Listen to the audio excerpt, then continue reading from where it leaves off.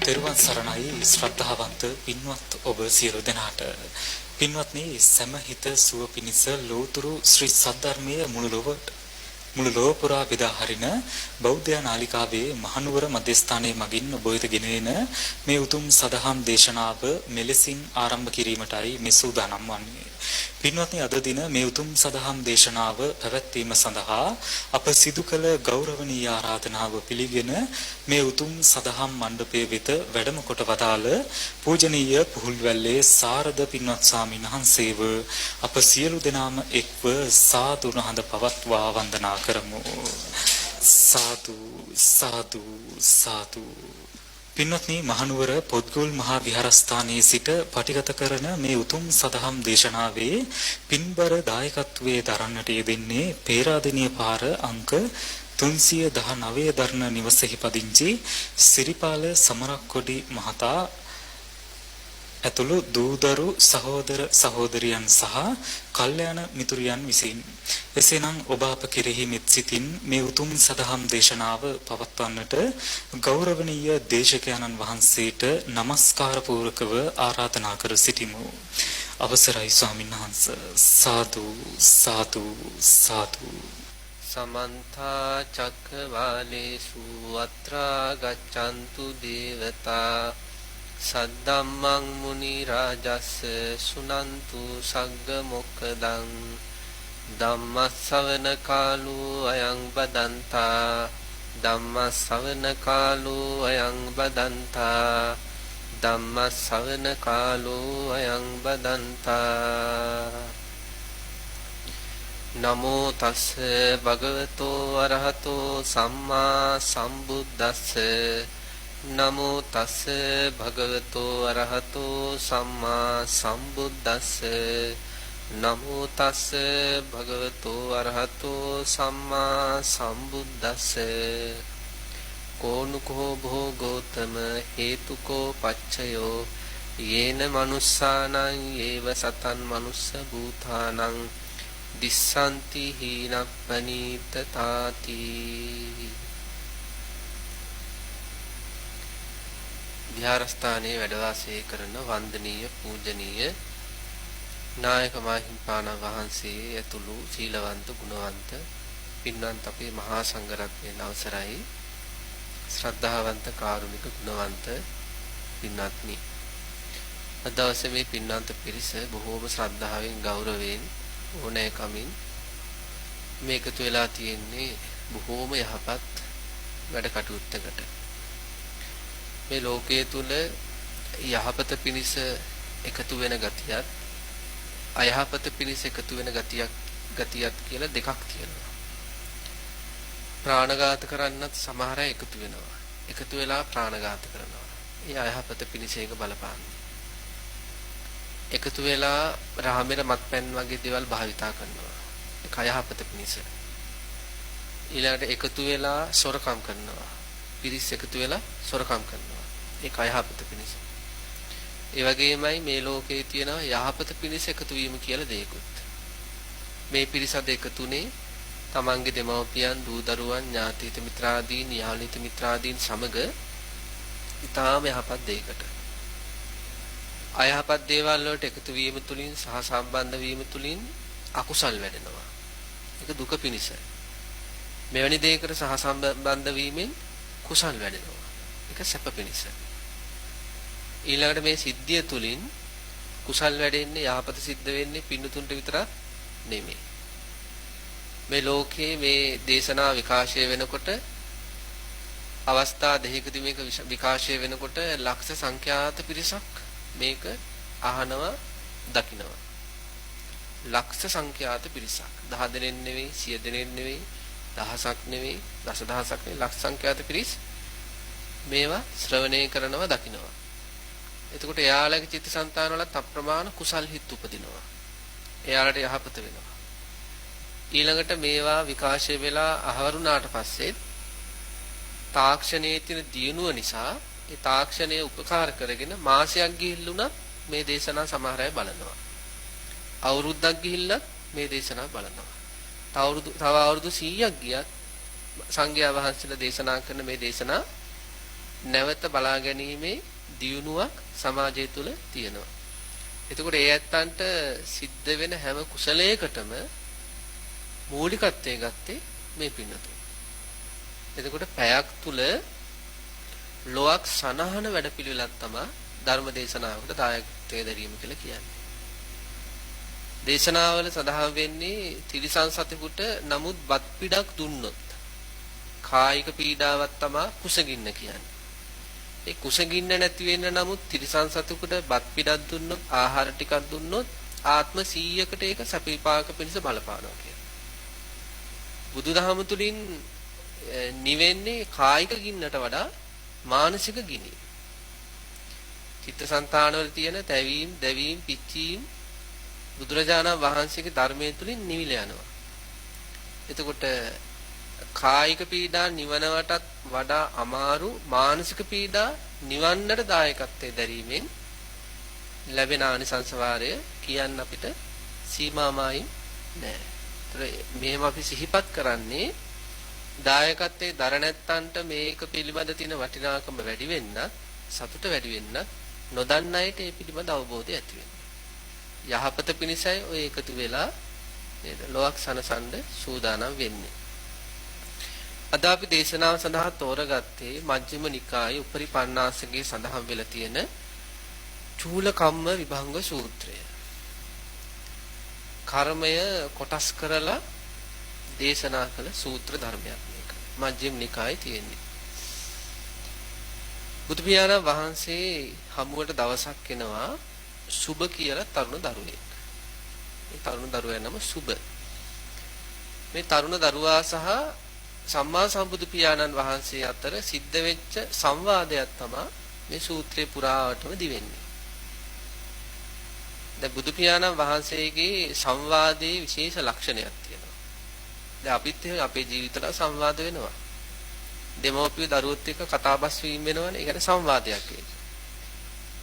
ඒ වගේ යහළු අතර සංවාද වීම වෙනවා. සහෝදර සහෝදරියන් සමග කතාබස් වෙනවා. දැන් ඇත්තට මේ වැඩසටහනට සම්බන්ධ වෙන්නත් සංවාදයක් වුණාද නැද්ද? කවුරුත් එකතු වෙලා අපි එන්න කියලා නේද? ඒ වගේ අපේ ජීවිතවලත් එක එක සංවාද තියෙනවා. නමුත් හොඳින් පටන් ගන්න ඒවා මැදට යනකොට මොකද වෙන්නේ ගොඩක් දුරට? නරකතට හැරෙනවා.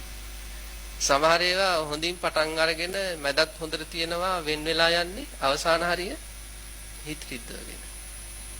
ඒ කියන්නේ ගොඩාක් මේ ලෝකේ ඉන්නේ සංවාදයට දක්ෂයි නෙවෙයි.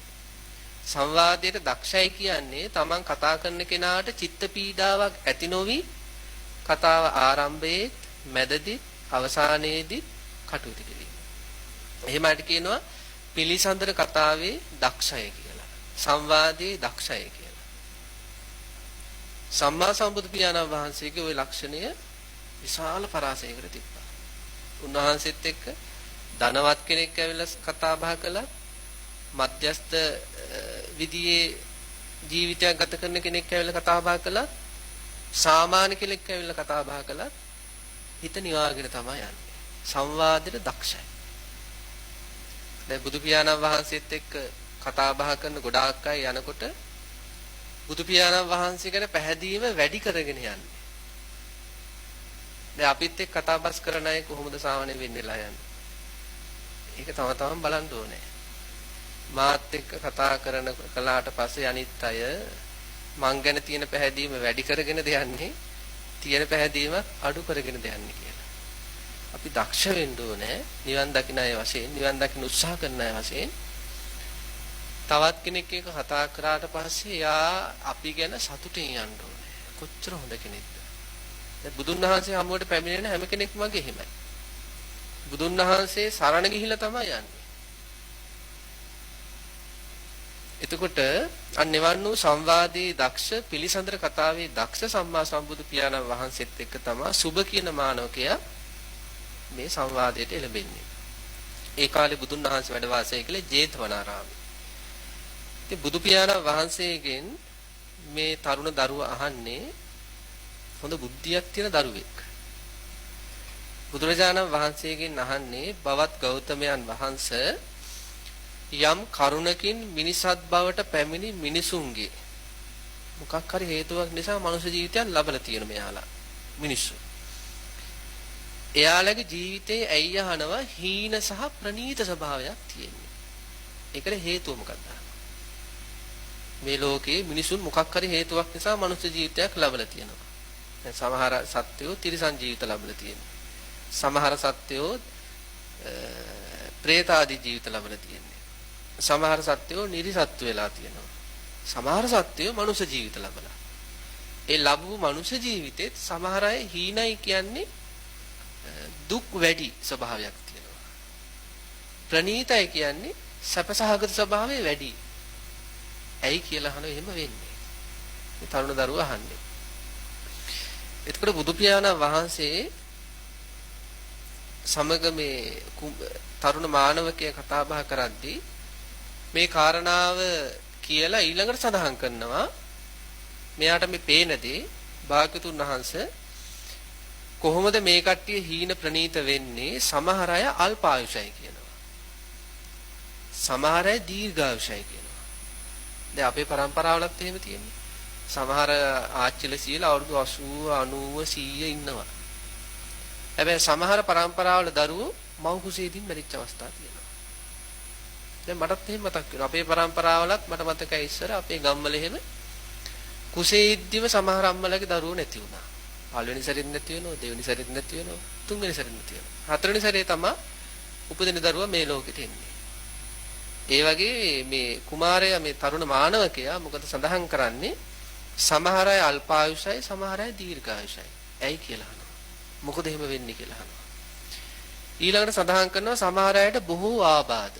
හරි ලෙඩ සමහර අය. සමහර අය ස්පිරිතාල වගේද නැද්ද? කොච්චරවත් ලෙඩ. සමහර අය එහෙම ආබාධ නැහැ. හරි නිරෝගී. ඇයි කියලා අහන එහෙම වෙන්නේ. ඊළඟට සඳහන් කරනවා සමහර අය හරිම දුර්වර්ණයි. පැහැය මදි කියලා. සමහර අය හරි පැහැපත්. මොකද කියලා අහනවා. පැහැපත් වෙන්න කැමති අයට එහෙම ඔන්න හේතුවාද දැනගන්න පුළුවන්. ඊළඟට අහනවා සමහර අය අල්පේසාක්‍යයි. සමහර අය මහේසාක්‍යයි. හේතුව මොකද කියලා අහනවා.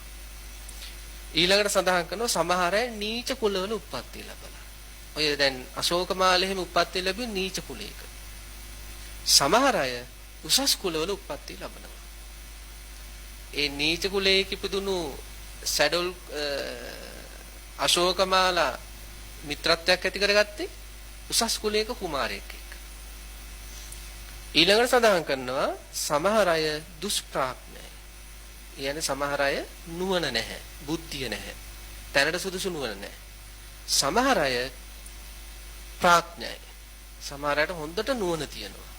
ඇයි එහෙම වෙන්නේ කියලා අහනවා.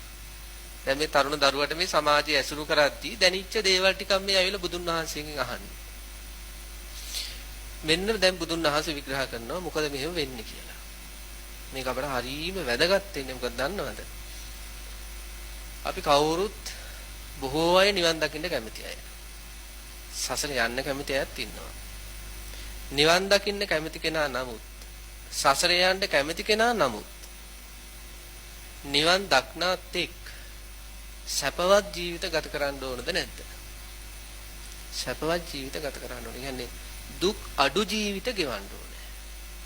ඇත්තටම දුක් වැඩිවීම නිවන් දකින්න බාධාවක් ඇත්තට. අපි හිතමු යම්කිසි නිවන් දකින්න කැමති යම්කිසි කෙනෙක් ඉන්නවා කියලා. හැබැයි ගොඩාක් ලෙඩ යාට. කොන්දේ කැක්කුම්, කකුල් කැක්කුම්, හිස රද, දිය වැඩියාව, හෘදයාබාධ. දැන් බණ භාවනාවට බාධාවක්ද නැද්ද? ලොකු බාධාවක්. එතකොට නිවන් දක්නා තෙක් අපිට සැපවත් ජීවිත ලැබෙන්න අපේ ජීවිත හසුරවා ගන්න ඕන කොහොමද කියලා මේ සූත්‍රයෙන් අපට දැනගන්න පුළුවන්. බලන්න පළවෙනියට අහපු ප්‍රශ්නේ තමා ඇයි මේ සමහර අය අල්ප ආයුෂ ඇයි කෙටි ආයුෂෙන් මැරෙන්නේ? එතකොට බුදුන් වහන්සේකට දෙනවා උත්තරය මේ ලෝකේ සමහර ඉන්න සත්වයන් රෞද්‍රයි කියනවා. එතනින් තමයි පටන් ගන්නෙ. රෞද්‍ර මානසිකත්වය. දැන් මේ ආසන්න කාලේ අපිට ඒක හොඳට දැනගන්න ලැබුණා. රෞද්‍ර මානසිකත්වයන් තියන අයගේ චර්යාව. ලේ වැකුණු අත්තරින් යුක්තයි කියනවා. ඒ කියන්නේ මොකද්ද මේ? ප්‍රාණඝාතයට නැඹුරු වෙච්ච චරිත ඉන්න මේ සමාජයේ. යමෙක් රෞද්‍ර නම් එන කුරුරුයි කියන එක. කුරුරු මානසිකත්වය. කුරුර ස්වභාවයක් තියෙනවා නම් ලේ වැකුණු අත්වලින් යුක්ත නම් ප්‍රාණඝාතයේ යෙදෙනවා නම් අන්‍යයා හැබැයි යම්කිසි හේතුවකින් මෙයා සුගතියට ගියොත් සුගතිය කියන්නේ දිව්‍ය ලෝකය හරි මනුෂ්‍ය ලෝකය හරි සුගතියට ගියොත් මනුෂ්‍ය ජීවිතයක් ලැබුවත් අන්‍යයාගේ ආයුෂය අඩුයි. දැන් බලන්න මෙතන සඳහන් කරනවා ප්‍රාණඝාත කළොත් ලේ වැකුණු අත්සහිතව හිටියොත් රෞද්‍ර මානසිකත්වයකින් හිටියොත් නිරයට යනවා. නිරයට නොගියොත් සුගතියට යනවා. එහෙම වෙන්නේ කොහොමද? ප්‍රාණඝාත කරන අය නිරයට යනවා. නිරයට නොගියොත් සුගතියට ගියොත් කියලා මෙතනයි සඳහන් කරන්නේ. ඒක මෙන්න මෙහෙම දෙයක් වෙන්නේ. මරණයට ආසන්න මොහොතේ අපේ මනස හැසිරෙන ආකාරය අනුව තමයි ඊළඟ ජීවිතේ තීරණය වෙන්නේ. දැන් අපි හිතමු යම්කිසි කෙනෙක් ප්‍රාණඝාතයේ යෙදෙනවා. එන කුඩා මදුරුවාගේ ඉඳලා මරණ කෙනෙක් ඉන්නවා කියන්නේ. කුඩා මදුරුවාගේ ඉඳලා විවිධාකාර සත්තු සාරපයන්ද, ගෝනුස්සන්ද, කැරපොත්තන්ද, සූනන්ද. දැන් මම දන්න එක මේ තරුණ මහත්තයෙක් හිටියා. හුනේ දැක්කොත් වලිග කඩන යාර. එහෙම තමයි මානසික ඒක රෞද්‍ර මානසිකත්වයක් ඒක. මේ සමහර දරුවෝ එහෙම ඉන්නවා මේ හරියට දුටු තැන සත්තු තලනවා. ඉතින් අපි හිතමු යම් කිසි කෙනෙක් ඔන්න ජීවිතේ මේ ප්‍රාණඝාත කර කර ඉන්නවා. හැබැයි මෙයා පසුකාලීනව නිවැරදි වෙනවා. පසුකාලීනව නිවැරදි වෙනවා. මෙයාට මරණාසන්න මොහොතේ මතක් වෙන්නේ කළ ප්‍රාණඝාත නෙවෙයි. අවසාන කාලේ හිටපු හොඳ විදිය. අන්‍යයා සුගතියට යනවා. හැබැයි අර ප්‍රාණඝාත කරපුව තියෙනවනේ. ඒවා විපාක වශයෙන් එයාගේ ආයුෂය කෙටි වෙනවා. ඒකයි මෙතන සඳහන් කළේ ප්‍රාණඝාත කරන අය නිරයට යනවා. නිරයට නොගිහින් සුගතියට ගියොත් අන්න නිරයට නොගිහින් සුගතියට යන්න හේතු වෙන්නේ මෙයාට මරණාසන්න මොහොතේ ජීවිතේ කළ හොඳ කර්ම මතක් වීම සිද්ධ වුණොත්. හැබැයි හොඳ කර්මයක් මතක් වෙලා සුගතියට ගියත් මව් කුසේදී මැරෙන්න පුළුවන්. මව් කුසෙන් එළියට එන අවස්ථාවේ මැරෙන්න පුළුවන්. ධන ගාන කාලේ මැරෙන්න පුළුවන්. බහ තෝරන වයසේදී මැරෙන්න පුළුවන්. ඉගෙන ගන්න කාලෙදී මැරෙන්න පුළුවන්. රැකියාව කරන කාලෙදී මැරෙන්න පුළුවන්. ඊළඟට විවාහ වුණාට පස්සේ මැරෙන්න පුළුවන්. ඒ විදිහට ප්‍රාණඝාතයේ යමෙක් බහුලව යෙදෙනවා නම් අන්‍යයා මනුෂ්‍ය ලෝකයකට ගියත් අඩු ආයුෂයකින් මරණයටපත් වෙනවා. ඊළඟට සඳහන් කරනවා දීර්ඝායුෂ කෙනෙකුට ලැබෙන්නේ කොහොමද? යමෙකුට දීර්ඝායුෂ ලැබෙන්නේ යම් කිසි කෙනෙක් ප්‍රාණඝාතයෙන් ඈත්ව ජීවත් වෙනවා නම්. කුඩා කාලේ ඉඳලා තමයි දෙමෝපියන්ගෙන් ලැබිච්ච ආభాසයක් නිසා හරි බුදුදහමේ ආభాසයක් නිසා හරි සංසාර පුරුද්දක් නිසා හරි එහෙම ඉන්නවා. දැන් ප්‍රාණඝාත නොකරන අය ඉන්නේ බෞද්ධ ආගම තුල විතරද? නෑ. ප්‍රාණඝාත නොකරන අය මේ ලෝකේ ඕන තරම් ඉන්නවා. අන්‍ය ආගම් තුල. ඒ ආගම් වල ප්‍රාණඝාතයට බලපෑම් කළත් එයාලා කරන්නේ නෑ. එහෙමයි ඉන්නවා. හමු වෙලක් තියෙනවා. දැන් සමහර ආගම් වල මස් මාංශ වල ගොඩාක් බරයි. නමුත් ඒ ආගම් වලම ඉන්න සමහර අය මට හම් වෙලා තියෙනවා මස් කටේ තියන්නේ නෑ. ඒ සසර පුරුද්ද. සසර පුරුද්ද. අන්‍යයාගේ යම් කිසි කෙනෙක් මේ ලෝකෙට ඇවිල්ලා බෞද්ධ හෝ වේවා අබෞද්ධ හෝ වේවා ප්‍රාණඝාත නොකර ප්‍රාණඝාතයෙන් වෙන් වෙලා මේ ජීවිතේ කටයුතු කරනවා නම් එයා මරණින් මතු දුගතියට යන්නේ සුගතියට. සුගතියේදීත් එයා දීර්ඝ ආයුෂ භුක්ති විඳිනවා. එතකොට අපේ ජීවිතවල ප්‍රාණඝාත වෙනවා නම් අපි තේරුම් ගන්න ඕනේ ඔන්න නිරේගාමී අකුසලයක් වෙනවා. ඊළඟට සුගතියට ගියත් අඩු කාලෙකින් මැරෙන්න පුළුවන්. අපේ ජීවිතවල ප්‍රාණඝාත වෙන්නේ නැත්නම් අපි නිරේගාමී අකුසලයේ වල යෙදෙන කට්ටියක් නෙවෙයි. අපි සුගතියට යන්න පුළුවන්. සුගතියේදී දීර්ඝායුෂ ලබන්න ඒක හේතු වෙනවා. ඊළඟට මේ කුමාරයා ඇහුව දෙවෙනි කාරණා තමයි ඇයි මේ සමහර අයට බොහෝ ආබාධ තියෙන්නේ. මං කියවල ස්පිරිතාල වගේ කියලා සමහර අය. ඒ වගේ හරියට බැනුම් අහනවා. ළමයිගනුත් බැනුම් අහනවා. කොච්චර වාත් ලෙඩ අතන රිදෙනවා මෙතන ඇවිලෙනවා. ඊට පස්සේ මොකද කරන්නේ සහෝදර සහෝදරියෝ විහිළුවට ගන්නවා. එහෙම වැඩ තියෙනවා දරුවෝ විහිළුවට ගන්නවා. ඔය අම්මගේ බොරු ලෙඩ. තාත්තට ඇති ලෙඩක් නෑ ඔය අනුකම්පාව දිනන්න කියලා. කියන්නේ ඇත්තරම ලෙඩ තියෙනවා. නමුතර කාලයක් කර අනිත් ඇයට මේ ලෙඩ ගැන කියනකොට යාලා හැලුවටපත් වෙනවා. ඉතින් කෙනෙක්ගේ ජීවිතේ එහෙම ලෙඩ බහුල වෙන්නේ ඇයි? බුදුන් වහන්සේ දේශනා කරනවා එයා සසර ජීවිතේදී හිංසාව බහුල නම් අනේක හරි වටින දෙයක්. අතරදී සඳහන් කළේ ප්‍රාණඝාත බහුල වුණොත් ප්‍රාණඝාත බහුල වීමෙන් හින්දා දුගතියට යන්න පුළුවන් අඩු ආයුෂ ලබන්න පුළුවන්. මෙතනදී සඳහන් කරන්නේ හිංසනය.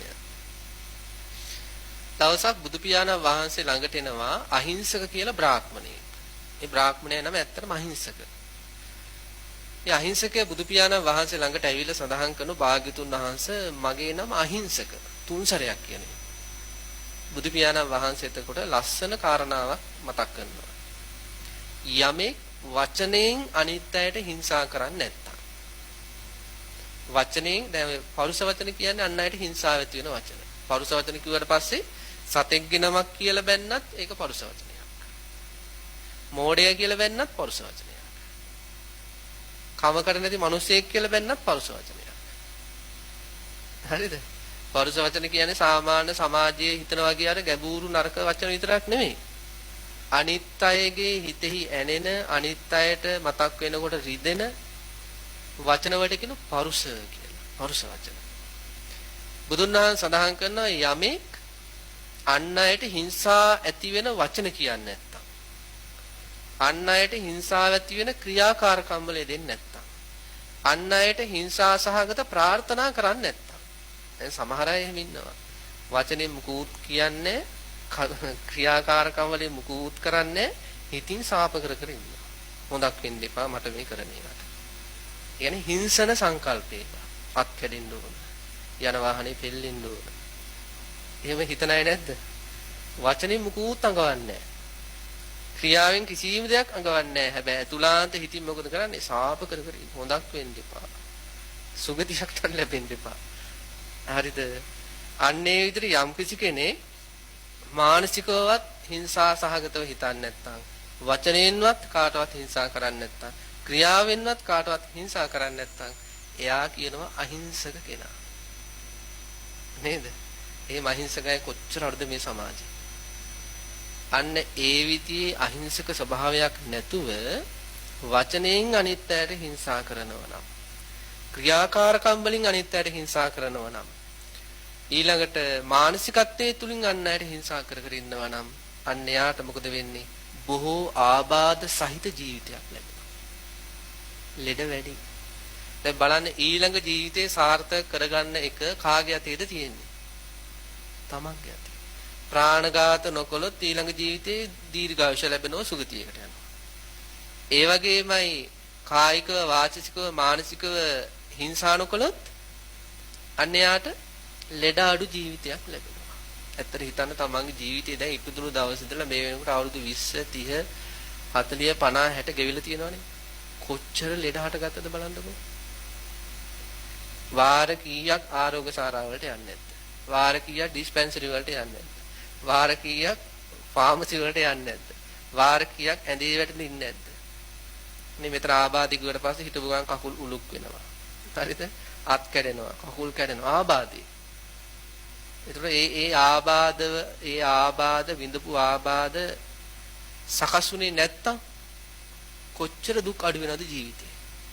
නේද? දැන් මෙච්චර කාලයක් Taman ඔය විඳ ලෙඩ දුක් තියෙනවනේ. ඕ ටික නොහැදුනා නම් සැපද නැද්ද? අන්න බලන්න. එතකොට අපිට වෙන්නේ බොහෝ ආබාධ වලට හේතුව සසර ජීවිතේ කායිකව වාචිකව මානසිකව අනිත් අයට හිංසා කිරීම. එවැනි හිංසා වලින් අයින් වීම එවැනි ආබාධ අඩු වෙන්න හේතුවක්. ඒකට අපේ ජීවිතවල අන් අයට කායිකව වාචිකව මානසිකව හිංසා කිරීමෙන් අපටමයි වරදින්නේ. ඇත්තට එයාලගේ වරදකට වෙන්න පුළුවන් අපි එමෙ හිංසා කරන්නේ. නමුත් එයාලගේ වැරදි වලට නමුත් අපි කයින් වචනේ මනසින් හිංසා කළොත් වරදින්නේ අපට. එතකොට එයා අපට කරන හිංසාවලට එයාට විපාක ලැබෙයි. මම මේකට හවුල් වුණොත් මට හානියක් වෙන හින්දා මං මුකුත් නොකර ඉන්න ඕනේ. එයාට දඬුවම ලැබෙන සබාධානය. නේද? එතකොට පළවෙනි කාරණාව තමයි අල්පායුෂ ලැබෙන්න හේතුව ප්‍රාණඝාත බහුල වීම. දීර්ඝායුෂ ලැබෙන්න හේතුව ප්‍රාණඝාතයෙන් බැහැර වීම. බොහෝ ලෙඩ දුක් ආබාධ ඇති වෙන්න හේතුව දෙවෙනි කාරණාව යටතේ හිංසා සහගතව කටයුතු කිරීම. ආබාධ අඩු වෙන්න හේතුව හිංසා රහිතව කටයුතු කිරීම. ඊළඟට සඳහන් කරන තුන්වෙනි කාරණාව. අන්න ඒකත් හරි වටිනවා. සමහර අය දුර්වර්ණයි කියනවා. සමහර අය හරිම පැහැපත්. දැන් බලන්න බුදු පියාණන් වහන්සේගේ වර්ණය ගැන සඳහන් කරනවා රත්තරන් පාටයි කියලා. බුදු පියාණන් වහන්සේගේ ශරීර වර්ණය රන්වන් පැහැයක් කියලා සඳහන් කරනවා. උන්වහන්සේගේ ශරීරේ කුණු ඇලෙන්නේ නැහැ. දැන් අයි පොඩ්ඩක් මේ නහය පිහිදලා බැලුවොත් මොකද වෙන්නේ? නේද? බුදු පියාණන් වහන්සේගේ අර හැමෙහි තියෙන එක ස්වභාවයක් තමයි චවි ස්වභාවයේ තියෙන එක ස්වභාවයක් තමයි රන්වන් පැහැය සහ කුණු දූවිලි රඳන්නේ නැහැ ඒකේ. රඳන්නේ. නමුත් සමහර අයට මේ ලෝකෙ ලැබිලා තියෙන හැමේ ස්වභාවය දුර්වර්ණයි. ඒකට හේතුව මොකද්ද හිතන්නේ? ඇයි කෙනෙක් දුර්වර්ණ වෙන්නේ? ඇයි කෙනෙක් පැහැපත් වෙන්නේ? පෙර ජීවිතවල දේශ බහුල අය දුර්වර්ණයි. පෙර ජීවිතවල මෛත්‍රිය බහුල අය පැහැපත්. එතකොට ඇත්තටම දැන් පැහැපත් වෙන්න කැමති ওই තරුණ දරුවෝ මොකද්ද කරන්න ඕනේ? නේද? ඇත්තටම මෛත්‍රී සහගත සිතුවිලි වලින් ජීවත් වෙන්න ඕනේ. ඇත්තට බලන්න ඔය හොඳට තරහ ගිය වෙලාවක කණ්ණාඩියකින් මූණ බලන්න ගිහිල්ලා. ඒක දරුවෙකුට හරි කියන්නේ ෆොටෝ එකක් හරි ගහලා තියන්න කියලා. හරිද? හොඳට තරහ ගිය වෙලාවක සංසාරේ පාවෙන මේ මූණ දැක්කොත්. තමන්ට එපා වෙනවා තමන්ට තරහ ගිය වෙලාවට. අනිත් අයට කොහොම එපා වෙනවද? හරිද? එතකොට මේ සූත්‍රයේ සඳහන් කරනවා පුංචි දෙයකට තරහ යන. නිරන්තරයෙන් කිපුණු හිතින් සිටින. දේශ සහගත මානසිකත්වයෙන් යමෙක් වාසය කරනවාද එයා යම් කිසි විදියකින් මනුෂ්‍ය ජීවිතයක් ලැබුවොත් නිරේත නොයා අන්නේ ලැබුණු මනුෂ්‍ය ජීවිතයේ එයාගේ පැහැය අව පැහැයක්. යම් කිසි කෙනෙක් වර්ණ දේශ රහිතව මෛත්‍රී සහගතව වාසය කළොත් එයා නිරේත යන්නේ සුගතියට යනවා. සුගතියේදී එයාගේ පැහැය වර්ණවත්. දැන් සමහර අය මනුෂ්‍ය ජීවිත වලට යන්නේ දිව්‍ය ලෝක වලට යනවා. දිව්‍ය ලෝක වල ශරීරවල පැහැය තාමත් ප්‍රභාස්වරයි. එතකොට තමන්ගේ ජීවිතේ දේශ බහුල නම් ඒක තමන්ටම අන්තරාය කර ධර්මයක්. දේශයට ප්‍රතිවිරුද්ධ මිත්‍රු බව කියන එක ජීවිතේ වර්ධනය කර ගන්න. ඇත්තට මිත්‍රු බව කියන්නේ මොකද්ද? අපි හිතමු අපිට මුදලක අවශ්‍යතාවයක් ඇති වෙනවා. අපි යනවා ඥාතියෙක්ගෙන් හරි යාළුවෙක්ගෙන් හරි මුදල ඉල්ලගන්න. ඉල්ලගන්න ගියාට පස්සේ අපි කියනවා මේ යාළුවට හරි ඥාතියට හරි මට පොඩි කරදරයක් අපි 10000ක් කියලා 5000ක් කියලා. ඒ මුදල ඉල්ලනවා. ඉල්ලපු ගමන් දෙනවා. දැන් ගෙදර ඇවිල්ලා අනිත් අයට ඒ ගැන කියන්නේ කොහොමද එයා ගැන? අනේ හොඳ මිනිස්සයා. හරිද? ඉල්ලපු ගමන් දුන්නා. තව ලැබෙන්න ඕන. හරිද? තව ලැබෙන්න ඕන. හරිද? දවස් ගාණක් මේ මිනිස්සයා ගැන හොඳ කතා කරනවා. නොදුන්නොත් මොකද වෙන්නේ? දැන් ඒක නොදුන්න කියමු තියාගෙන අපි දන්නේ යා ගාව මිල මුදල් තියෙන හැබැයි දුන්නේ නැහැ. දැන් ගෙදර ඇවිල්ලා මොනවද කියන්නේ? නේද? මැරෙනවා කියලා අමතක වෙලා ඉන්නේ. එහෙම තමයි කියන්නේ. ඔය මිනිස්සුව අරගෙන යන්නත් දන්නේ නැහැ තියාගෙන ඉන්නේ. දැන් ඉස්සෙල්ලා දුන්නම කොහොමද කතා කළේ? හොඳ. නොදුන්නම නරක. ඒ මිත්‍රත්වය නෙමෙයි. මිත්‍රශීලී හිත තියෙන කෙනා හැම කෙනෙක් ගැනම මෛත්‍රිය තියෙන කෙනාගේ ස්වභාවය තමයි තමන්ට ලාභ ලැබුණත් ලාභ නොලැබුණත් එයාලා විශේෂ දේශසහගතව කතා නොකරන ස්වභාවය. මිත්‍රත්වය කියන්නේ ඒ වගේ දෙයක්. දැන් අපේ මිත්‍රත්වයේ තියෙන්නේ හොඳ කරනකම් විතරයි. හොඳට කතා කරනකම් අපිත් හොඳයි. උදව් කරනකම් අපිත් හොඳයි. හොයලා බලනකම් හොඳයි. හොයලා බලන්නේ නැත්නම් හොයලා බලන්නේ නැහැ. හොඳින් කතා කරන්නේ නැත්නම් හොඳින් කතා කරන්නේ නැහැ. උදව් කරන්නේ නැත්නම් උදව් කරන්නේ නැහැ. දූගේ මගුල් උසයට ආවේ නැත්නම් එයාගේ දූගේ මගුල් උසයට යන්නේ නැහැ. ඒ මෛත්‍රිය නෙමෙයි. ඒක නිකන් ගනුදෙනුවක් වගේ. ඒ පැත්තෙන් කළොත් මේ පැත්තෙන් කරනවා. හරිද?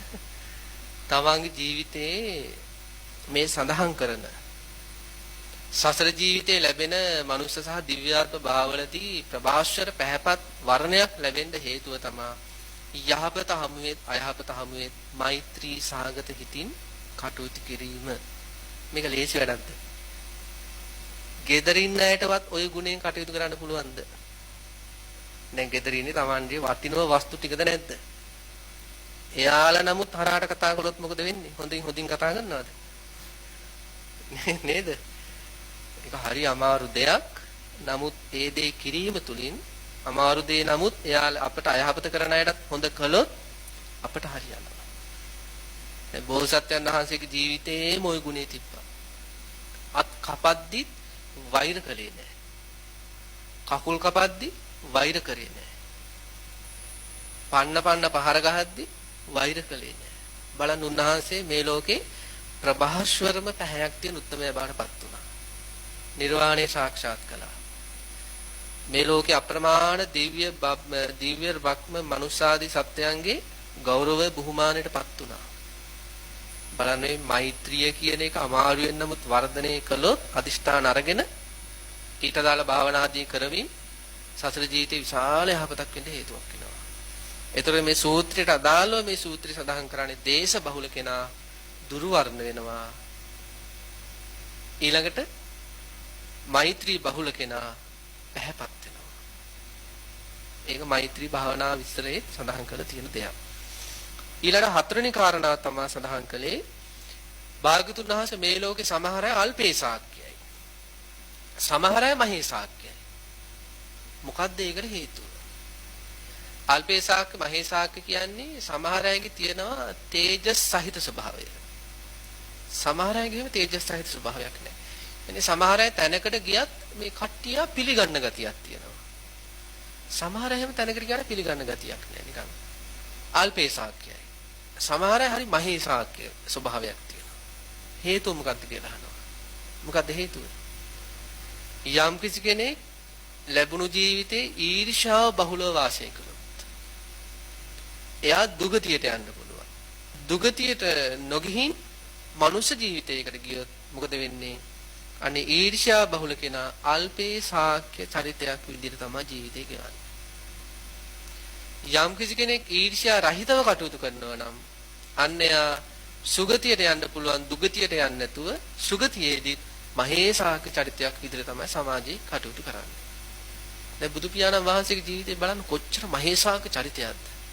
සසර ජීවිතේ කාටවත් ඊර්ෂ්‍යා කළා නැහැ. ඊර්ෂ්‍යාව කියන්නේ මොකද්ද? අනුන්ගේ දියුණුව දකින්න අපහසු ගතිය.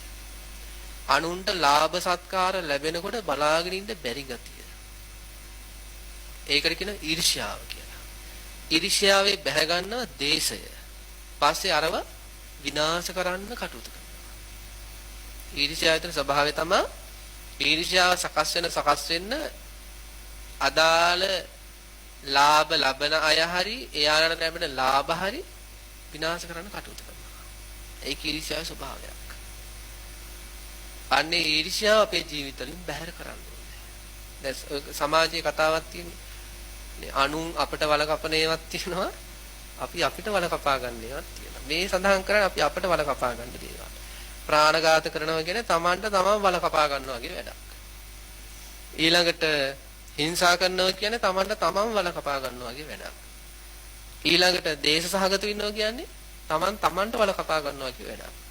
ඊළඟට ඊර්ෂ්‍යා සහගත වෙනවා කියන්නේ තමන්ට තමන් වල කපා ගන්නවා කියන වැඩක්. දැන් අපි හිතමු අපේ ගෙදරට ගේනවා අඹ පැලයක්. පොඩි අඹ පැලේ. පුංචි කාලේදී. ඔය අඹ පැලේට අපි මොකද කරන්නේ? හොඳට සත්කාර කරනවා. සත්කාර කරන්නේ අඹ ගහට පරිහානියක් ලැබෙන්නද දිනුවක් ලැබෙන්නද? දිනුවක් ලැබෙන්න. අපි වතුර දානවා, පෝර දානවා, හිරුවෙලි ලබා දෙනවා, පොඩි වැටක් බඳිනවා වටේට. මේකට දිනු වෙන්න උදව් කරනවද නැද්ද? උදව් කරනවා. අඹ පැලේ දවසින් දවස කොළ හට ගන්නකොට අපට ඇති වෙන්නේ දුකද සතුටක්ද? සතුටක්. ඒ අඹ පැලේ තව අපි අභිභවා යනකොට මොකද වෙන්නේ අපට? හරි සතුටුයි. දවසකින් මල් හට ගත්තොත් මොකද වෙන්නේ? තවත් සතුටුයි. අඹ ගහක් වර්ධනය වෙනකොට අපි උදව් කරනවා විතරක් නෙවෙයි වර්ධනය දැකලා සතුටු වෙනවා. අන්න ඒ වගේ තමන් ඇසුරු කරන පිරිස තුළ ඉන්නවා දියුණු වෙන අය. අධ්‍යාපනයෙන්, දහම් දැනුමෙන්, බණ භාවනා වලින්, සීලයෙන්, මිල මුදල් වලින්, සැප සම්පත් වලින්, යාන වාහන වලින්, ගෙවල් දොරවල් වලින්, ඉඩ කඩම් වලින් විතරක් නෙවෙයි රූපයෙන් පවා. සමහර අය බලන් ඉදි ලස්සන වෙනවා. ඕකටත් ඉරිසියා කරනවද නැද්ද? ඔය ඉරිසියාව කියන එක ස්වාමියා භාර්යාව අතර උනත් ඇති වෙන්න පුළුවන්. මහත්ය ටිකක් හොඳට ලස්සන වෙන්න පටන් ගත්තොත් අවුරුදු 50දී 60දී භාර්යාවට ඉරිසියාව වෙන්න පුළුවන්. එහෙම දෙයක් ඔය ඉරිසියාව කියන්නේ. ඒකට වයසක් අදාළ නෑ. දැන් ඉතින් වයසයි කියලා කෙලස් එන ගතිය අඩුද? එහෙම එකක් නෑ. දැන් තරහ එන එක අඩුද දැන් වයසට යන්න. එහෙම නෑ. හරිද? ඒ කියන්නේ කෙලස් ධර්ම කියන්නේ හරි භයානක. ආයේ ඒකට වයසක් අදාළ නෑ. 80 වෙනිත් හට ගන්නවා. දැන් ශරීරේ නම් එන්න දුබල වෙනවා. ශරීරය කියන එක එන්න දුබල වෙනවා. කෙලස් ධර්ම මොකද වෙන්නේ? දැන් සමහර වයසට ගියපු සමහර ඔය සීයලට ආච්චිලට එහෙම පුදුම තරහක් කියන්නේ. තරුණ කාලෙවත් එයාලා ගිහින් නැහැ එච්චර තරහක්. ඒ කියන්නේ කෙලස් ධර්ම කියන්නේ ඒ වගේ අර නාහට අහන්නදී මේ ධර්මතාවයක්. එතකොට ළමා කාලේ හරි මධ්‍යම වයසේදී හරි අවසාන කාලේදී හරි නමුත් අන් අයගේ දිනුවේදී ලාභ සත්කාර ලැබෙනකොට ලස්සන වෙනකොට ඉගෙන ගන්නකොට යාලා විභාග වලින් ජයග්‍රහණ ලබද්දී යාන වාහන ගනිද්දී තමන්ගේ හිතේ ඒක අරමුණු කරලා ඉරිසියාවක් හට ගන්නකොටම හිතන්න ඕන මොකක්ද? මේක මට ව්‍යසනයක්. අඹ ගහක් හැදෙන්න මම කරන්නේ ඒකට උදව් කරන එක ඒක දිහා බලලා සතුටු වෙන එකයි වගේ මම මේ වෙලාවේ කරන්න ඕන මෙයාගේ දියුණුව දැකලා සතුටු වෙන්න ඕන මෙයාගේ දියුණුවට උදව් කරන්න ඕනේ. අන්න මට ඊළඟ ජීවිතේ මොකද වෙන්නේ? මහේසාක ජීවිතයක් ලැබෙන්න හේතු වෙනවා. අර අඹ ගහේ පුවා හොඳට හිතේ තියාගන්න. මේ වටින්නේ දැන් නෙවෙයි. අනාගතේ. නේ අපිට ලැබිලා තියෙන හිතේ කොයි වෙලේ කෙලස් හටගනිත් දන්නේ නැහනේ. යම්කිසි අනාගතයේ යමෙක්ගේ දිනුවක් හමු ඉරිසියාව හට ගන්නකොට මතක් වෙන්න ඕනේ අඹ පැලේ දිහා බලන් සතුටු වෙනවා වගේ මෙයා දිහා බලන් මං සතුටු වෙන්න ඕනේ. ඒ සහෝදරයෙක් වෙන්න පුළුවන්. සහෝදරියක් වෙන්න පුළුවන්. නේද? ස්වාමියා භාර්යාව වෙන්න පුළුවන්. ඒ සමහර ස්වාමි භාර්යාවරු ඉන්නවා ඒ තමන්ගේ ස්වාමියාට භාර්යාවට සමහර රැකියාවල ඉහළ තල වලට යන්න දෙන්නේ නැහැ.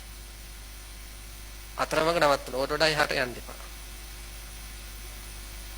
මනුස්සකමට යහපත පිණිසත් එහෙම නවත්තන අය ඉන්නවා. සමහර අය ඉරිසියාට මෙයා ඉහළට ගියොත් කියලා එහෙම. ඒකයි අපි සඳහන් දරුවෝ අරමුණු කළත් ඉරිසියා හට ගන්න පුළුවන්. හැබැයි ගොඩාරියක් වෙන්නෙම නැති එකක් නමුත් වෙන්න පුළුවන්. හැබැයි ඉරිසියා මොකද වෙන්නේ?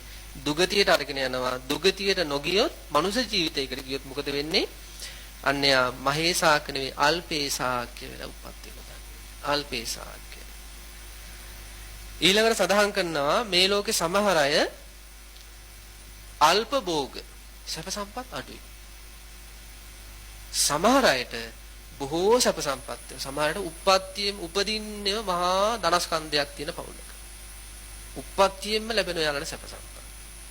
දැන් මහා බෝසතාණන් වහන්සේ ගත්තට පස්සේ සිද්ධාර්ථ මහා බෝසත්යන් වහන්සේ ඉපදුනේ කොහොම කුලයකද? මොන වගේ මේ පරිසරයකද?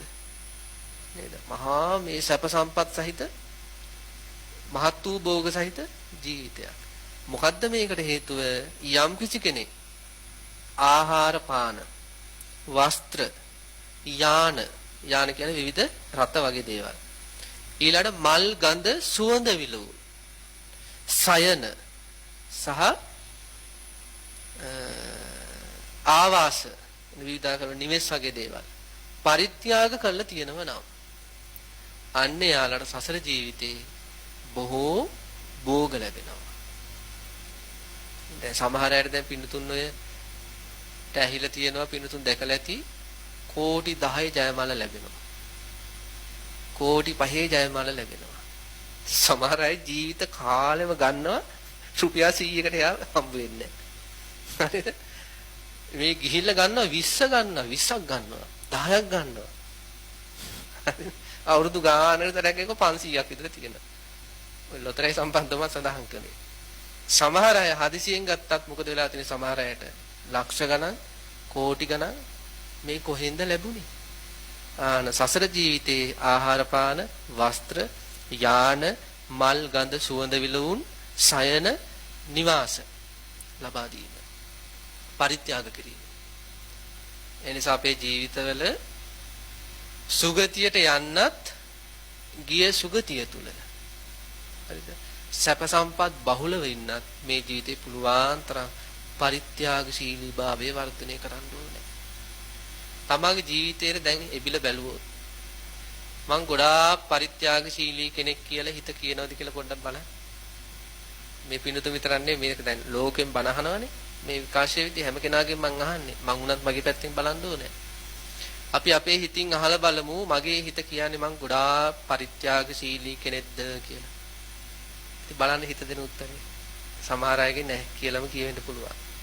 අනේ මන්ද කියලා සමහර අයට හිතා ගන්න බෑ.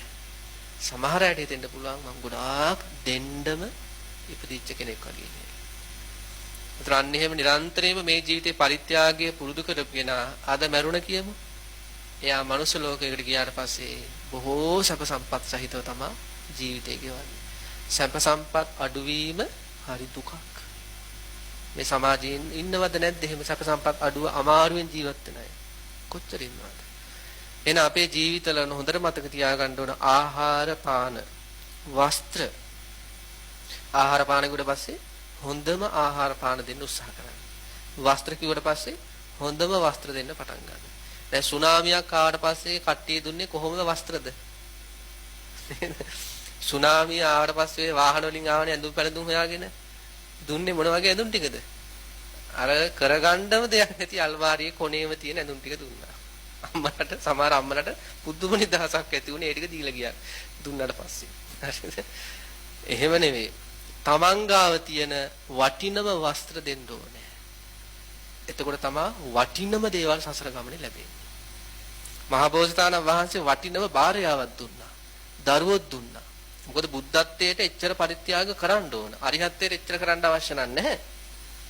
නමුත් බුදු පියාණන් වහන්සේ තමන් වහන්සේගේ සසර ජීවිතයේ වටිනම දේවල් පූජා කළා, පරිත්‍යාග කළා. අදටත් උන්වහන්සේට ලැබෙනවා.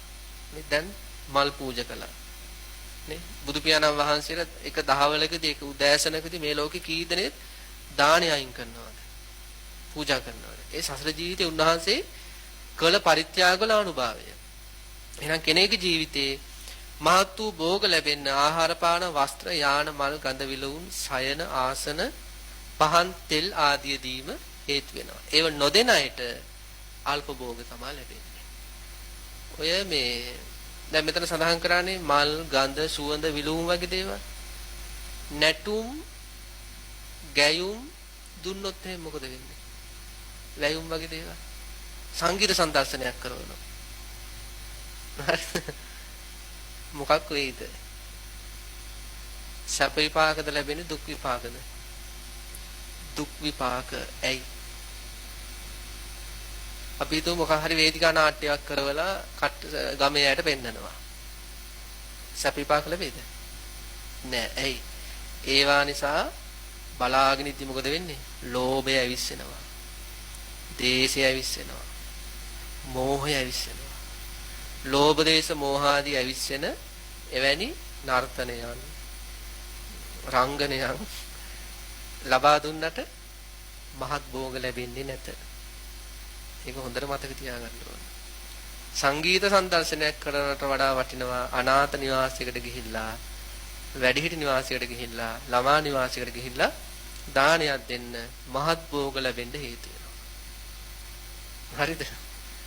ඒ කියන්නේ අපි හැමතිස්සෙම හිතන්න ඕන සසර ගමන සුවපත් කරගන්න වැඩ කරන්න ඕනේ. කොයි වෙලේ මැරෙද්ද දන්නේ නැහැ. අනිවාර්යෙන් අත ගෙදර යයි කියලා කියන්න පුළුවන්ද? මට කියන්නත් බෑ. මෙතන ඉඳලා මම වැඩ ඉන්න අරණ්‍යයට යන අතරේ මොනව වෙයිද දන්නේ මේ පරිසරයේ මේ කාලේ මේ තියෙන තත්ත්වයක් එක්ක. ඊයද්දි පිපුරුවක් මොකද කරන්නේ? පින්වතුනුත් දැන් මේ එක එක පැති වලින් මෙතෙන්ට සම්බන්ධ වෙලා ඇති. හරිද? ගෙදරට යනකම් විශ්වාස කරන්න බෑ. මගදී පිපුරුවොත් මොකද කරන්නේ? හරිද? ඒ හින්දා මේ පරිත්‍යාගය කියන එක පුරුදු කරන්න කල් දාන්න එපා. ලැබෙන හැම මොහොතකම පරිත්‍යාගය. මේ වෙලාව වෙන්නේ මේ ධර්ම දාණය කියන්නේ මහා පරිත්‍යාගයක්. මහත් වූ භෝග ලැබෙන්න හේතුවක් වෙනවා. නිවන් දකින්න හේතු වෙනවා. පාරමිතාවක් වෙනවා. ඒ නිසා ඒව ගැන හොඳට හිතලා මොකද කරන්න ඕන? මහත් වූ භෝග ලැබෙන්න හේතු වෙන අල්ප භෝග නොලැබෙන්න හේතු වෙන පරිත්‍යාගය පුරුදු කරන්න ඕන. හයවෙනි කාරණාව තමයි සමහර අය නීච කුලවල උප්පත්ති ලැබනවා, සමහර අය උසස් කුලවල උප්පත්ති ලැබනවා. අපි කතා කළා වගේ අශෝකමාල නීච කුලයක ඉපදුනා. ඊළඟට සාලිය කුමාරයා උසස් කුලයක උප්පත්ති ලැබුවා. ඒ වගේ සසර ගමනේ සමහර අය නීච කුලවල උප්පත්ති ලබන්න හේතුව තමයි මාන්නය. හරි භයානක අකුසලයක්. මාන්නේ තියෙන අය එක්ක නිරේට යනවා. නිරේට නොගිහින් සුගතියකට ගියොත් මොකද වෙන්නේ? සුගතියට ගියාට පස්සේ හීන කුලවල උප්පත්තිය ලබන්නේ. එන අනිත් අය පහත් කළා දකින්න සමාජ තලයක උප්පත්තිය ලබන්නේ. ඇයි ඒ අනිත් අය පහත් කළා දකින්න සමාජ තලයක උප්පත්තිය ලබන්නේ? පෙර ජීවිතයේදී අනිත් අය පහත් කර කර කටයුතු කරා. මාන්නේ තියෙන අයගේ ස්වභාවය එහෙමනේ. අනිත් අය පහත් කළා කටයුතු කරනවා. මම උසස්. මෙයාලා පහත්. එයාලා අපේ ගෙවල් වලට වද්ද ගන්නෑ. එහෙම කියනවා. එයාලට කවුද හිර දෙන්නේ? ආන්නේ මාන්නේ තියෙන අයගේ ලක්ෂණය. එහෙම තමයි කියන්නේ. එයාලා සුරු කරන්න එපා. එයාලා අපිට පෑහෙන අය නෙවෙයි. ওই තරුණ දරුවන්ට එහෙම සමහර අම්මලා තාත්තලා එහෙම කියනවා. තරුණ දරුවන්ට එහෙම තියෙන ભેදයක් නැහැනේ. උසස් කුලයක්ද පහත් කුලයක්ද කියලා. අම්මලා තාත්තලා මොකද කියන්නේ? එයාලත් එක්ක කතාවට යන්න ඕනේ නැහැ. මේ මිනිස්සු කවුද ගණන් ගන්නේ? හරිද? අපි දරුවෙකුට උනත් ඇසුරු කරන්න එපා කියන්න ඕනේ. අසත්පුරුෂයෝ. හීන කුලයක නමුත් ඉන්නවනම් ගුණවන්තයෙක් එයා ඇසුරු කරන්න ඉඩ දෙන්න ඕන. මොකද එයා ගුණවන්තයෙක්. එයාගේ යහපත වෙනවා. උසස් කුලයක නමුත් ඉන්නවනම් ගුණවන්තයෙක් එයා ඇසුරු කරන්න අපි දෙන්න ඕනේ. නේද? ඒක තමයි අපේ සත්පුරුෂ ස්වභාවය. නමුත් සමහර අය එහෙම නැහැ. Taman මම උසස් කෙනෙක් මෙයාලා මට ගැලපෙන්නේ නැහැ. ඒ වගේ මේ Taman උසස් කොට අනිත් අය පහත් කොට අවඥා සහගතව බලනවා. නිඳා කරනවා. ඒ වගේ මේ කටයුතු කරනවා. මොකද වෙන්නේ ඊළඟ ජීවිතේ? නිරේට නොගිහින් මනුෂ්‍ය ජීවිතයකට ගියොත් අන්නයා හීන කුලයක උප්පත්තිය ලැබලා මැරෙනකම් මේ හීන කුලයේ ලබන්න තියෙන දුක් ටික විඳ විඳ ඉන්නවා. ඒ නිසා නිහතමානී වෙන්න ඕනේ. අපිත් එහෙමයි. පින්වතුනුත් එහෙමයි. නිහතමානී වෙන්න ඕනේ. කවර දෙයකින්වත් උඩඟු වෙන්න හොඳ නැහැ. මම ඉගෙන ගත්ත කෙනෙක්. මම මෙහෙම නිලයක් තියෙන කෙනෙක්. මම හොඳට රස්සාවක් කරන කෙනෙක්. හරිද? අපේ අම්මලත් පොසත්, තාත්තලත් පොසත්. අපිට හොඳට යාන වාහන තියෙනවා. අපිට හොඳට ගෙවල් දොරවල් තියෙනවා. එහෙම එක එක ඒවායින් සමහර අය රූපෙනුත් මාන්නේ. මම හරි ලස්සන කෙනෙක් කියලා රූපේනුත් මාන්නේ ඇති කරගන්නවා. Taman tamanට වල කපා ගැනීමක්. නිහතමානී චරිතයක් ඉන්න. නිහතමානී චරිතවලට අනිත් අය හරීම ආදරේ. අනිත් අය හරීම කැමති යාලා ඇසුරු කරන්න. දැන් ගෙවල් වල ඉන්නව වෙන්න පුළුවන් ස්වාමියාට මාන්නේ පෙන්වන භාර්යාව. එහෙම ඉන්න පුළුවන්. මොකද කියන්නේ? එහෙම ඉන්න බැරිද? ලෝකේ ඔක්කොටම නිහත ගානකම් පෙන්වන හැබැයි මහත්යට මාන්නේ පෙන්වනවා. හරි භයානකයි ඒවා. මහත්තුරුත් එහෙම ඉන්න පුළුවන්. අනිත් අයත් එක හරිය හොඳ හැබැයි නෝනට පොඩ්ඩක් මාන්නේ පෙන්නගෙන ඉන්නේ. නිහතමානී වෙන්න. දරුවුණත් එහෙම ඉන්න පුළුවන්. සහෝදර සහෝදරයන් අතර මාන්නේ කියන එක එහෙම වැඩ කරන්න පුළුවන්. යාළුවෝ අතර වෙන්න පුළුවන්. වැඩ කරන තැන එහෙම වෙන්න පුළුවන්. මාන්නේ කියන එක අයින් කළා. මාන්නේ මොනවද අපිට ලැබෙන්නේ? කිසිම දෙයක් ලැබෙන්නේ නැහැ. අයහපතක් නැහැ. නිහතමානීකමට ආදරය ලැබෙනවා, ගෞරවය ලැබෙනවා, වටිනාකම් ලැබෙනවා. නැති තැන හොඳ කියනවා. දැන් බලන්න සමහර අය මේ පිළිතුම කියලා ඇති ඔය සමහර අය ගැන අපි කතා කරනවා නේ හරිම නිහතමානී මිනිස්සයා. නේද? කොච්චර ආඩම්බරයට ඉන්න පුළුවන් මිනිස්සෙද බලන්නකෝ ඉන්න හැටි. අපි නැති දන හොඳ කතා කරනවා. ඇත්තටම අපි එහෙම චරිත වෙන්න ඕනේ. අපේ නිහතමානීකම් ගැන අනිත් අය නැති දන කතා වෙන්න ඕනේ. නුඹලා අම්මා තරම් නිහතමානී කෙනෙක් මට සතර ජීවිතේම හම්බ වෙලා නැහැ පුතේ කියලා පියවරුන්ගේ මුවෙන් පිට වෙන්න ඕනේ. ඒ කියන්නේ ළඟම ඉන්න අයට අපේ නිහතමානීකම ඉස්සෙල්ලම දැනෙන්න ඕන. මගේ නිහතමානීකම තියෙනවා නම් දැනෙන්න ඕන මම ඇසුරු කරන සබ්‍රහ්මචාරීන් වහන්සේලාට. එකට ඉන්න සංඝයා වහන්සේලාට. ඉතින් එළියට ඉතින් ඕනනම් නිහතමානීකම මවාගෙන යන්න බැරිය. නේද? එහෙම නෙවෙයි. ළඟම ඉන්න අයට දැනෙන්න ඕනේ නිහතමානීකම තමයි. අන්න ඒ වගේ අයට මොකද වෙන්නේ? මරණින් මතු සුගතියට යන විතරන්නේ මේ උසස් කුලවල උප්පත්ති ලබන්නේ. අවසාන කාරණා තමයි සමහර අය ඇයි දුෂ්ප්‍රඥ වෙන්නේ, සමහර අය ඇයි මහා ප්‍රඥ වෙන්නේ. බුදුන් වහන්සේ සඳහන් කරනවා සමහර අය නුවණැත්තන් ළඟට ගිහිල්ලා කුසලයේ අකුසලයේ ගැන අහන්නේ, මාර්ගය අමාර්ගය ගැන අහන්නේ. ඒ කියන්නේ සමාජයේ සමහර අය ඉන්නව නේද අනිත් අයගෙන් අවවාද ගන්න කැමති අය, උවමනාවක් නැති අය. එන්නේ දෙමෝපියන්ගෙන් අවවාදයක් අරගෙන ජීවිතය හදාගන්න හිතෙන්නේ නැහැ. වැඩිමහල් සහෝදර සහෝදරියන්ගෙන් අවවාදයක් අරගෙන ජීවිතය හදාගන්න හිතෙන්නේ නැහැ. භික්ෂුන් වහන්සේලා කියන අපේ පැත්තෙත් ඉන්න පුළුවන්. වැඩිහිටි ස්වාමීන් වහන්සේලාගෙන් මේ අවවාද ගන්න අකමැති. එහෙමයි ඉන්න පුළුවන්. කුසලයේ අකුසලයේ ගැන අහගන්න අකමැති. එහෙම දැන් මේ ධර්මයේ භාවිතා කරන අතර අය තුලත් එහෙම ඉන්නවා. තවත් කෙනෙක්ගෙන් අහන්න අකමැති නොදන්න දේ. නේද? අන්න ඒ විදිහට යම්කිසි කෙනෙක් කුසලයේ අකුසලයේ ගැන හරි ජීවිතේ නිවැරදිව පවත්වාගෙන යෑම පිළිබඳව හරි සංසාර ස්වභාවය පිළිබඳව හරි ප්‍රඥාව වැඩෙන විදියට නුවණැත්තන් හමු වෙලා කතාබස් වල දහම් සාකච්ඡාවල සංවාදවල යෙදෙන්නේ නැත්නම් එයා ඊළඟ ජීවිතේ මේ බුද්ධිය අඩු මේ ප්‍රඥාව අඩු චරිතයක් විදිහට උප්පත්ති ලබන්නේ. තියාලා හරියට ජීවිතේ අවුල් කරගන්න අය බඩපත් වෙනවා. මේ ජීවිතේ ගොඩාක් අය ජීවිත අවුල් කරගන්නේ ඇයි? නුවණ නැහැ. සරුවේ කියලා නිසරු දෙයම තෝරගන්නේ. සරු දෙය බැහැර කරනවා. නිසරු දෙය අල්ලගෙන ඉන්නේ. දැන් සමහර ওই තරුණ ඇත්තෝ ඉන්නවා අද තරුණ විය ඉක්මවා ගියපු ඇත්තෝ ඉන්නවා නුවණින් නෙවෙයි ස්වාමියා භාර්යාව තෝරගත්තේ. සසර ජීවිතේ අර ගුණය පුරුදු කරලා තිබ්බනම් නුවණ එනවා. ඒ නුවණින් යම්කිසි ස්වාමියෙක් භාර්යාවක් තෝරගත්තා නම් පසුතැවෙන්න වෙයිද? වෙන්නේ. නුවණ තියෙන කෙනා හැමතිස්සෙම නුවණින් සත්පුරුෂයෙක් අසත්පුරුෂයෙක්ද කියලා ස්වාමියා භාර්යාව හරියට දැනගෙන තමයි විවාහ කරගන්නේ. මේව කියද්දි හිත රිදෙනවත් දන්නෙත් නෑ. හරිද? කියන්නේ මේක තමන්ගේ පැත්තෙන් අහලා බලන්න මේ ලෝකේ බනහන අය ජීවිතේ ගොඩාක් අය පසුතැවිලි වෙනවා තෝරගත් අය සම්බන්ධව. ඇයි වැරදුනේ? තමන්ගේ නුවණ මදි. ඇයි නුවණ මදි උනේ? සසර ජීවිතේ නුවණැත්තෝ ළඟට ගිහිල්ලා නුවණ වැඩෙන විදියට ඒ අදාළ කටයුතු සිද්ධ වෙලා නැහැ. හරිද?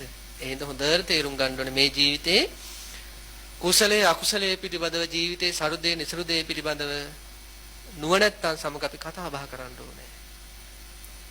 දන්න කෙන වැඩි හිටියොත් එක්ක අපි කතා බහ කරන්න ඕනේ. ඒ තුලින් අපේ නුවණ වැඩෙනවා විතරක් නෙවෙයි ඊළඟ ජීවිතේදී සුගතියකට යන්නත් ඒ සුගතිය තුල මහා ප්‍රඥා උප්පත්ති ලබන්න හේතු වෙනවා. ඉතින් මීට වඩා අපි දේශනාව අරගෙන යන්න අපහසුයි. අද අපි කතා කරන්න තෝරගත සූත්‍ර ධර්මය චූලකම්ම විභාග සූත්‍රයේ මජ්ක්‍ධිම නිකායේ සුබ කියන මානවකයා බුදු පියාණන් වහන්සේගෙන් ඇවිල්ලා අහනවා බවත් ගෞතමයන් වහන්සේ යම් කරුණකින් මිනිසක් බවට පැමිණි මිනිසුන්ගේ හීන ප්‍රනීත බවක් පේන්න තියෙනවා මොකද්ද හේතුව? මේ ප්‍රශ්නේ අහලා තව කාරණා ටිකක් ඉදිරිපත් කළා. සමහර අය දීර්ඝායුෂයි සමහර අය අඩු ආයුෂයි. දීර්ඝායුෂ වෙන්න හේතුව ප්‍රාණඝාත නොකිරීම. එහෙනම් අපි ඒකට අදිෂ්ඨාන ගන්න ඕනේ. දැන් වෙච්ච දේවල් වුණා අද සිට ප්‍රාණඝාත කරන්නේ. ඇයි මං සසර නිවන් දකින්නකම් සැප සහගතව කටයුතු කරන්න ඕනේ ජීවත් වෙන්න ඕනේ. ඊළඟට සඳහන් කරනවා සමහර අයට බොහෝ ආබාධ සමහර අයට බොහෝ ආබාධ නැහැ. බොහෝ ආබාධ තියෙන හේතුව කයින් වචනෙන් මනසින් හිංසා කිරීම. මෙතර කල් වුණා නම් ඒව ගැන දැන් කතා කළ වැඩක් නැහැ. අද සිට මම අන් අයට හිංසා කරන එකෙන් අයින් වෙනවා. වචනකින්වත් මම හිංසා කරන්නේ නැහැ. කාගේ යහපතටද? මගේ සසර ගමනේ යහපතට. ඊළඟට තුන්වෙනි කාරණාව සමහර අය දුර්වර්ණයි සමහර අය වර්ණවත්. ඇයි සමහර අය දුර්වර්ණුනේ? දේශ බහුල නිසා. මේ ජීවිතේ දේශාගත හිටියොත් මට සසර ජීවිතේ ලැබෙන වර්ණය ගැන හිතා ගන්න පුළුවන්. ඒක භයානකයි. ඒ නිසා මම මේ ජීවිතේ අතීතේ මම දේශ කරාට කරන්න දෙයක් නැහැ. අතීතේ දැන් අවසන්. අද ඉඳලම පුළුවන් තරම් මෛත්‍රී භාවනාදී කරමින් මෛත්‍රී සහගත හැඟීම හැම කෙනෙක්ටම පතුරවන්න උත්සාහ කරනවා. ඊළඟට හතරවෙනි කාරණාව සමහර අය අල්පේ ශාක්‍යයි සමහර අය මහේ ශාක්‍යයි. අල්පේ ශාක්‍ය වෙන්නේ ඇයි? ඊර්ෂියාව බහුල වුණොත්. එහෙනම් මම මගේ ජීවිතයේ අනිත් අයගේ දියුණුවේදී සතුටු වෙන විදිහට හිත හදා ගන්නවා හැම මොහොතකම. එතකොට මහේ ශාක්‍ය ජීවිත ලැබෙනවා. සමහර අය අල්ප භෝගයි සමහර අය මහත් භෝගයි. මහත් භෝග ලැබෙන්න හේතුව ආහාර පාන, වස්ත්‍ර, යාන, මල්, ගන්ධ, විලවුන්, සයන, ආවාස ආදී නිවාස ආදී ලබා දීම. හයවෙනි කාරණාව සමහර අය නීච කුලවල සමහර අය උසස් කුලවල. නීච කුලවල උප්පත්ති ලබන්නේ මාන්නය අධිකය. ඒ නිසා මම නිහතමානී කෙනෙක් වෙනවා. මගේ දරුවන්ටත් මම නිහතමානී වෙනවා. මගේ ස්වාමියා භාර්යාවටත් මම නිහතමානී වෙනවා. කාගේ යහපතටද? මගේ යහපතට. නේද? මට සසර ජීවිතේ සූපපත් කරගන්න. සමහර අය දුෂ්ප්‍රඥයි සමහර අය ප්‍රඥයි. දුෂ්ප්‍රඥ වෙන්නේ ඇයි? නුවණැත්තෝ ළඟට ගිහිල්ලා කුසලයේ අකුසලයේ පිළිබඳව දැනගනිමින් නුවණ වර්ධනය නොකර ගැනීම. සමහර අය ඉන්නේ කෙලතොලු අය දන්නව නේද? මන්ද බුද්ධික අය. එවැනි අය වෙන්න පුළුවන්. කුසලයේ අකුසලයේ ආදී පිළිබඳව බණ ඇසීමත් ඒක බණ ඇසීම තුලුත් ඒක සිද්ධ වෙනවා. දහම් සාකච්ඡා තුලුත් කුසලයේ අකුසලයේ පිළිබඳව දැනගැනීම ආදී සිද්ධ වෙනවා. අන්නේ විදිහට පින්නන්ත හැමදෙනා ලොකු අධිෂ්ඨානයක් ගන්න සසර සැපසහගත කරගන්න එකත් සසර දුක්සහගත කරගන්න එකත් මගේ වගකීම. ඒක මගේ දෙයක්. මට කරගන්න පුළුවන් දෙයක්. ඒ නිසාම මට මේ සම්මා සම්බුද්ධ ශාසනයක් හම්බ වෙච්ච කාලේ පුළුවන් තරම් මේ සඳහන් කළ හොඳ පැතිකඩ මගේ ජීවිතේ වර්ධනය කරගෙන සීලවන්ත, ගුණවන්ත, නැනවන්ත චරිතයක් විදිහට මේ ජීවිතය ගත කරලා නිවන් දක්නාත් එක්ම සුගතිගාමී ජීවිත ලැබමින් සංසාර ජීවිතේ සූපපත් කරගෙන සංසාර දුක් නිමා කරගෙන නිර්වාණයෙන්ම සැනසෙනවා කියලා ප්‍රාර්ථනා ඇති කරගන්න ඕන. අද දවසේ දේශනාව සඳහා සදැහැති දායකත්වයේ දරන්නේ පේරාදෙණිය පාර 319 පදිංචි සිරිපාල සමරක්කොඩි සාම්පුතුණුවන් සහ ඒ වගේම පුතා දුව ඇතුළු සහෝදර සහෝදරියන් සහ කල්යාණ මිතුරියන් විසින් බව සඳහන් කරලා තියෙනවා. ඒ වගේම සඳහන් කරනවා පුණ්‍යානුමෝදනා කරන විශේෂයෙන් බලාපොරොත්තු වෙනවා කියලා පේරාදෙණිය පාර 319 පදිංචිව සිටි මහනුවර සීතාදේවී බාලිකා විද්‍යාලයේ ආචාර්යනී ශිරාණී ප්‍රභා වීරසිංහ මහත්මිය මියගොස් වර්ෂයක් සම්පූර්ණ වීම නිමිත්තෙන් තමයි මේ පුණ්‍යානුමෝදනා විශේෂයෙන් සිද්ධ කරන්නේ. ලෝකයක් සනසවලා ලෝකයක ජීවත් වෙන නැත්තන්ට යහපත සිද්ධ වෙන්න මේ සිද්ධ කළ මහානීය පින්කම යානිසංස වාරයෙන් මියගොස් වර්ෂයක් සම්පූර්ණ කරන ශ්‍රීරාණී ප්‍රභා වීරසිංහ මහත්මියගේ සංසාර ජීවිතේ සුවපත් වෙන්න මේ මහා පුණ්‍ය ශක්තිය අනුමෝදන් වේවා කියලා ප්‍රාර්ථනා කරන්න. ඒ වගේම පින්වත්නි සඳහන් කරනවා පින්නතුන් පින්කමට සහභාගී වූ සියලු දෙනාටත් දේශකයන් වහන්සේ ඇතුළු බෞද්ධ නාලිකාවේ සභාපති බුරුලන්දේ ගෞරවනීය වජිරඥාන නාහිමියන් වහන්සේ ඇතුළු කාර්ය මණ්ඩලයටත් මේ කුසලයේ ආශිර්වාදයෙන් සියලු යහපත වේවා කියලා ප්‍රාර්ථනා කරනවා. ඒ වගේම සඳහන් කරනවා මියගිය පියල් වීරසිංහ පියා සහ කල්යාණී වීරසිංහ මව ඇතුළු සහභාගී වූ සියලු දෙනාගේ මියගේ ඥාතීන්ට ඒ වගේම බෞද්ධ නාලිකාවේ නිර්මාතෘ දරණාගම කුසල ධම්ම නායක ස්වාමීන් වහන්සේ ඇතුළු අපත්‍ය වදාළ මහා සංඝ රත්නයටත් යුද්ධයේදී මියගිය රණවිරු සමටත් පසුගියදා බෝම්බ ප්‍රහාරයෙන් මියගිය සියලු දෙනාටත් මේ මහා පුණ්‍ය ශක්තිය අනුමෝදන් වෙලා ඒ හැම දෙනාටම නිවන් දකින්න මේ පින හේතු වේවා කියලා පින්වතුන් මෛත්‍රී සහගතව ප්‍රාර්ථනා කරනවා.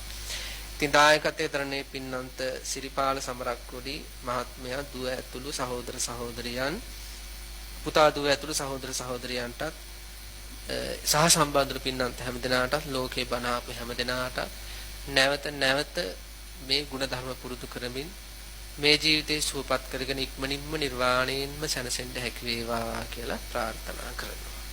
ආකාසට්ටා ච බුම්මට්ටා දේවා නාග මහිද්దికා පුඤ්ඤන්තං අනුමෝදිත्वा චිරන් රක්칸තු ශාසනං චිරන් රක්칸තු දේශනං චිරන් රක්칸තු මං පරන්ති. සාදු සාදු සාදු. පින්වත්නි, ඔබ අප කෙරෙහි මෙත් සිතින් මේ උතුම් සදහම් දේශනාව පවත්වා වදාළ පූජනීය පුහුල්වැල්ලේ සාරද පින්වත් ස්වාමීන් වහන්සේට නිදුක් නිරෝගී චිරජීවනයත් උන්වහන්සේ ප්‍රාර්ථනීය බෝධියකින් ඒ උතුම් චතුරාර්ය සත්‍ය ධර්මය අවබෝධය පිණිසත් අප විසින් රැස් කරගන්නට යෙදුණු සියලු කුසල් උන්වහන්සේට සාදු නාද පවත්වා අනුමෝදන් කරමු. සාදු සාදු සාදු. පින්වත්නි, ඒත් සමගින් බෞද්ධ නාලිකාවේ මහනුවර මධ්‍යස්ථානයේ මගින් ඔබ වෙතගෙන මේ උතුම් සදහම් දේශනාව මෙලෙසින් නිමාවට පත්වනවා. ධර්ම ශ්‍රවණය කළ ඔබ සියලු දෙනාට මේ ගෞතම බුදුසසුනේදීම ඒ උතුම් චතුරාර්ය සත්‍ය ධර්මය අවබෝධ වේවා. තෙරුවන් සරණයි.